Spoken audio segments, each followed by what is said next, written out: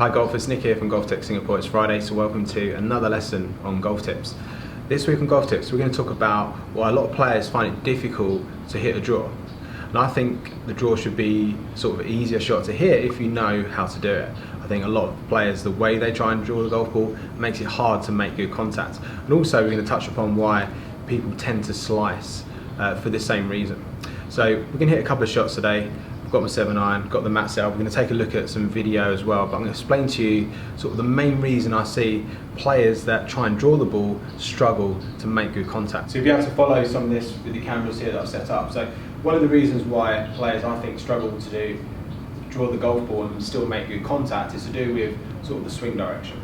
So these grid lines here, I've talked about these a little bit before, but the swing should actually be directed at the target. So what I mean by that is, if you were to swing along these lines, by the time my club reaches my left shoulder, the club should then start working back to the left. So my swing direction should be close to the target line. However, with the ball position behind my left shoulder, my club should still be going downwards and slightly outwards at this point. So I'm going to use this noodle here to explain to you how the swing direction can affect the low point. So to help me explain the sort of swing direction, I'm going to use this noodle here. So we've talked a lot about the past, about this grid, how the club follows this one and the hands this one. Now if I angle this noodle like this, this is basically would be the angle of the golf swing. So the swing comes up and in, back down and back up and in on the way through. So this pen mark here on the noodle represents the low point. Basically put that on my left shoulder, so which is in front of the golf ball, a couple of inches in front of the golf ball. Now this would be my swing direction going at the target. At this point, my club would still be going downwards and it'd still be going outwards if I stick to this grid line. If I angle the noodle out to the right and change my swing direction, then this part of the noodle here is actually touching the mat. So if I swung at this angle, then I would hit more behind the ball. If I swung at this angle, I would hit more in front. So we're going to go on to explain now why a lot of players do swing across the golf ball and why that helps with their contact. So I've just talked to you a little bit there about how that noodle can affect the swing direction. So I'll show you this with a golf club. So the more I try and swing out to the right or from the inside, the more I'm going to hit behind the golf ball. So if you've got a player that not only sways but also tries to swing on the inside, they're going to hit way behind the golf ball. They're going to struggle to make good contact, and they're probably going to start to bend their arms, which makes it again even harder to control the low point. Plus it talk opens the face and leads to a whole host of problems. So as I explained there, by moving the swing direction more to the left, it's easier to hit it further forward. So that's why you see a lot of players that do sway, they actually swing more across, because that enables them to make some sort of contact on the ball. Obviously the priority is to make good contact first of all. So the best players are able to get their swing direction pretty close to zero. However, the draw is built in because the ball's behind the left shoulder. They do this by, number one, not swaying off the golf ball. So the best players will stay very centered in their swing. As they hit the ball, their lower body weight's on the left and the handle is forward. So by moving the handle forward and the weight forward, you're able to strike after the golf ball with the straightest swing direction. So today we're going to test out two shots. I'm going to do sort of a standard swing, then I'm going to try and swing where I swing the most from the inside. We're going to take a look at some club data, see what happens to the angle attack, and see what happens to that ball flight. So the first shot is going to be sort of my standard shot. We're going to compare the two swings afterwards, looking at the data and looking at the video. So this one should be a slightly in to out swing path with the ball position just behind my shoulder here.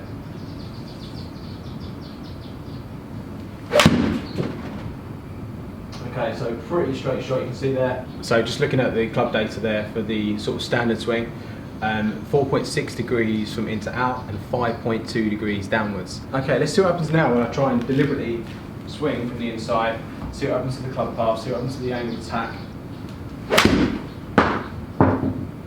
Okay, so you see that go out to the right, I'm trying to draw back a little bit. So let's take a look at that data quickly. Okay, as expected there, club path moved out to 17.3 degrees from in to out. The angle attack went to 3 degrees upwards. So the more you angle that noodle, the more you angle that swing direction out to the right, more likely you are to hit up on the ball, more likely you are to miss hit the shot, and especially when you're outside there on the grass. So let's sit down now and take a look at the video and compare the club data. So you saw the 2 shots there on the screen, you saw the club data just briefly. So just sitting down now and taking a look at that in a little bit more detail before we take a look at the swing. So first of all, with the standard swing, 5.2 degrees downward with the angle attack, 4.6 degrees into out. So that's around about my standard. When you look at the best golfers, they're going to be around 4 to 5 degrees downwards with their irons, which helps them move the low point forward, helps them make good contact.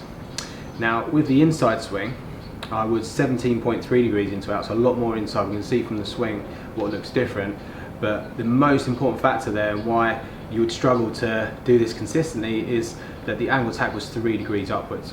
So if you're hitting 3 degrees upward with an iron off the grass or in the rough or whatever type of lie you're going to hit from, you're going to really struggle to make contact. You're not going to get the low point in front of the ball. So on that inside one, I'm moving my swing direction too much to the right, really dramatically affects the contact and the angle of attack into the golf ball. So up on the screen here I've got the green, which is standard, and the blue, which is from the inside. So you can see I've got some lines in the circle. So the circle for the head, the line for the shaft, and for the top of the elbow. So at the top of the swing, you can see with green, which is the standard swing, the hands are just in the inside of that top line, whereas the blue, they're sort of way inside that top line.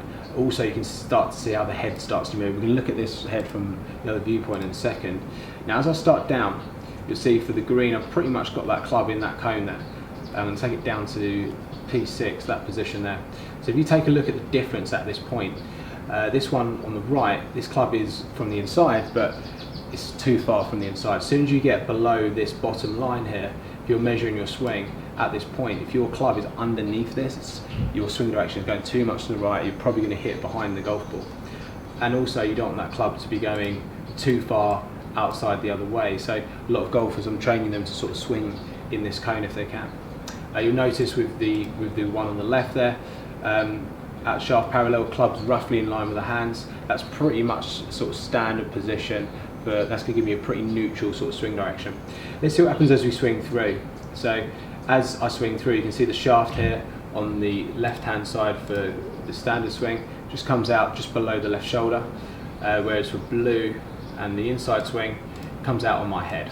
Also notice the head position at this point. So not only is the swing direction too much to the right, the low point too far back for the inside one, I'm also moving my head a lot more as well to accommodate this swing.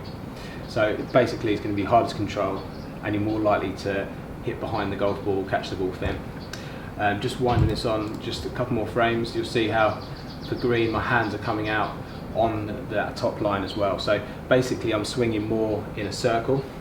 If you look at where the hands are at this point for both of these swings, and then look at where they are in the backswing, you'll see how the green one's very close to being in a circle, which is kind of what we're looking for, whereas blue is too low in the backswing and too high in the follow through. So I've switched it around to the face on view. I've got circles around the head, on the left shoulder, the left knee, and also a line on the hip as well.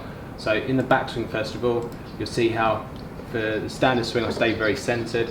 To get the club on the inside, a lot of players will sort of move their body and sort of tilt back to try and swing this club lower and to keep it on the inside, and you can see how that affects the head. It sort of pulls it away out this circle. Now interesting here, if we look at the impact position. So impact for the standard swing, my head's pretty much where it started. For blue, the inside swing, you can see how it's behind. Another thing to reference here would be the shoulder. First of all, let's look at the inside one. If you look at where my shoulder is, it's actually moved backwards. That circle was on the middle of the shoulder. It's actually moved backwards. As I've hit the ball, my shoulders move back, which is kind of the low point, if you like. Whereas for green, it's moved further forward, which helps you make good contact and move the low point further forward. Also, if we take a look at the contact on the ground here. So if we first of all take a look at the left-hand screen for the standard swing, what you actually see is where I'm hitting the mat here. I'm just going to put an arrow down. You can see where that club hits the mat. So my low point's further forward. Whereas for the right-hand inside swing, you can see my club actually hits way back behind. So you saw the difference in the data for the one on the right-hand side screen here. For the swing direction out to the right too much from the inside, I actually hit 3 degrees up. This one on the left, I hit around 5 degrees downwards. So swing direction has massive bearing. Okay, it's not just about swinging for the inside to hit a good golf shot. You need to make solid contact. So here at GOLFTEC we're trying to coach golfers, first of all, primarily to make good contact. So I think one of the main reasons why a lot of golfers slice the golf ball is in their backswing, if they do sway off to the right, by swinging more across the ball, it actually moves the low point further forward. So you can still make good contact even by swaying if you swing more across the ball. Whereas they'll probably over time realise that if they try and swing from the inside just by swaying off the golf ball, they're definitely going to move that low point back, and they're probably going to have to make other compensations like flexing the arms or lifting the head to try and make sort of good contact. So I think the important thing to note there is that you should still be able to draw the golf ball by swinging at the target, by having the ball behind the left shoulder. That promotes the downward strike and the slightly in to out path. We don't want to be shaping the ball too much as well. The more you swing from the inside, the more shape there's going to be on the golf ball, which is really hard to control as well. So we just want minimal shape. The draw is built in if you have that ball position behind the left shoulder and you swing along those grid lines. So the importance is if you can swing on those grid lines, you then have to check whether you keep your weight on the left, have the hands forward as you hit the golf ball, because that'd be other problems that I'll see is you may have a good swing direction, but if your weight's back or you scoop at the golf ball, then again that could move the low point back. So primarily the most important thing is you get the low point in front of the golf ball, then you can worry about trying to shape it. So golfers, if you've got any questions on that, post them in the box below. If you don't already, please follow me on my other social media platforms, and we'll see you again soon for another video on golf tips. The most